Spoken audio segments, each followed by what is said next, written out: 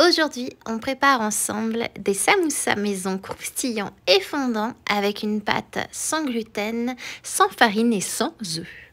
Tu vas voir que c'est aussi simple et pratique que de faire ces nems faits maison, mais avec une autre garniture ici et un autre pliage de la pâte à samoussa. Parfait pour un dîner rapide, un apéro entre amis à partager ou un petit repas du soir léger.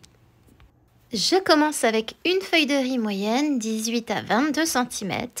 Je remplis un moule à tarte d'eau froide, j'y plonge la feuille de riz entière et je la ressors aussitôt pour la déposer sur ma planche à découper.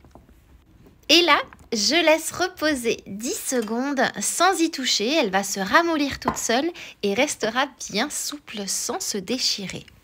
Quand elle est souple, je rabats un premier côté vers le centre, puis l'autre par-dessus, ce qui forme un grand rectangle bien net.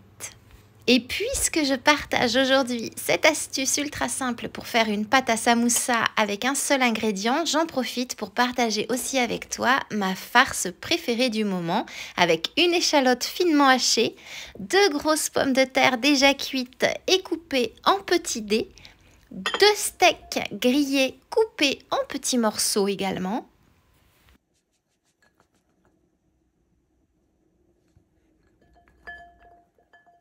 Et 150 g de fromage bleu. Que j'émiette évidemment et sans aucune difficulté. Là, je verse le tout dans un saladier et je mélange bien. Le fromage va permettre de lier les ingrédients entre eux, ce qui permet d'obtenir une farce qui se tient parfaitement sans avoir besoin d'ajouter d'œufs ou de farine. Je dépose une bonne cuillère à soupe de farce en bas de mon rectangle de la feuille de riz et je plie en triangle comme un vrai samoussa en pliant par-dessus le petit bout qui dépasse pour bien fermer.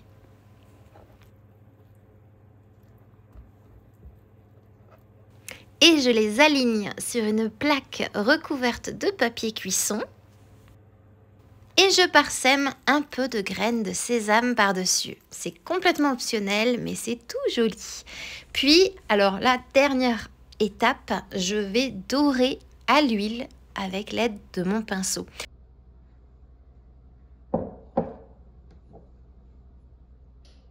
L'idée ici, c'est d'apporter un joli côté doré. Ce n'est pas de les frire, donc surtout, tu n'en mets qu'un tout petit peu, une très fine couche. Et c'est parti pour la cuisson, soit au four à 200 degrés pendant 18 minutes, ou alors au air fryer à 180 degrés pendant 14 minutes, ou alors 4 à 5 minutes de chaque côté à feu moyen dans une poêle. Et voilà! Serre-les tout de suite bien chaud avec une petite salade croquante, roquette, concombre, citron par exemple, et un bol de sauce ranch maison ou alors un peu de sauce soja. Tu peux bien sûr varier la garniture comme tu veux, par exemple des dés de potimarron rôti, des lardons fumés grillés et un peu de comté râpé pour une version très automnale. Les idées ne manquent pas de toute façon.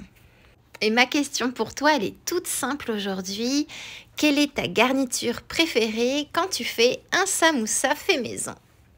Hâte de lire ta réponse en commentaire et en attendant moi, il ne me reste plus qu'à te souhaiter une délicieuse dégustation.